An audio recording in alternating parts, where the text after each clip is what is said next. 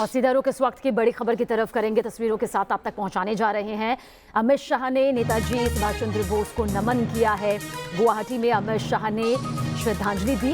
अमित शाह ने सुभाष चंद्र बोस को श्रद्धांजलि दी है। तस्वीर इस वक्त आपके सामने है। नेताजी ने आज़ादी की लड़ाई को नई शक्ति दी। अमित शाह ने इस दौरान ये भी कहा, आज देश भर में नेताजी सुभाष चंद्र बोस की जयंती को लेकर कार्यक्रमों का आयोजन किया गया है। पूरा देश उन्हें शत शत प्रणाम कर रहा है, नमन कर रहा है।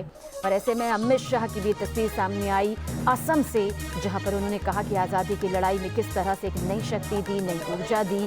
गृहमंत्री अमित शाह ने किस तरह से नेताजी को नमन किया और क्या कुछ कहा, सुनिए आप भी।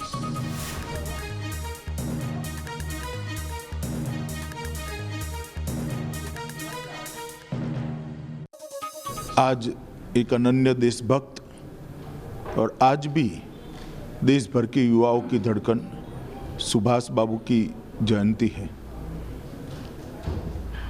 प्रधानमंत्री नरेंद्र मोदी जी ने एक निर्णय किया है कि सुभाष बाबू के 125 साल को देश भर में बहुत उत्साह और उमंग के साथ मनाया जाएगा और इस प्रकार से मनाया जाएगा। आने वाली कई पीढ़ियां सुभाष बाबू को उनके जो काम है, उनको देश की आज़ादी के प्रति उनका जो योगदान है, उसको लंबे समय तक याद रखेगी।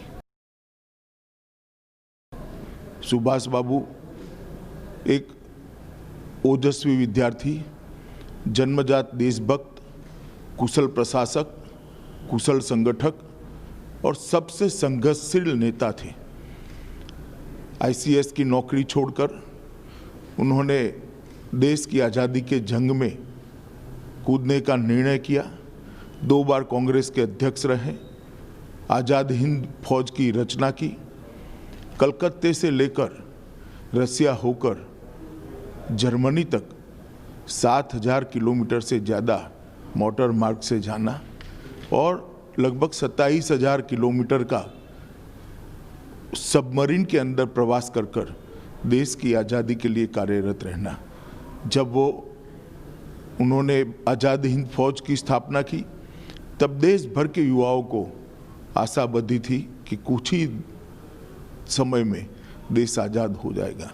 आज ये राष्ट्र उनके प्रति कृतज्ञता व्यक्त करता है और मैं भी मन से, बड़े हृदय से सुभाष बाबू को श्रद्धांजलि देता हूं।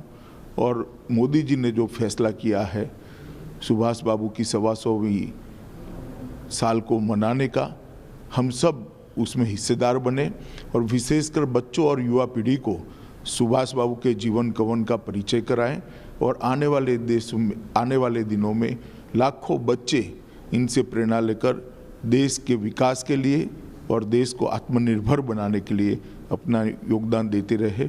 यही मेरी ईश्वर से प्रार्थना है।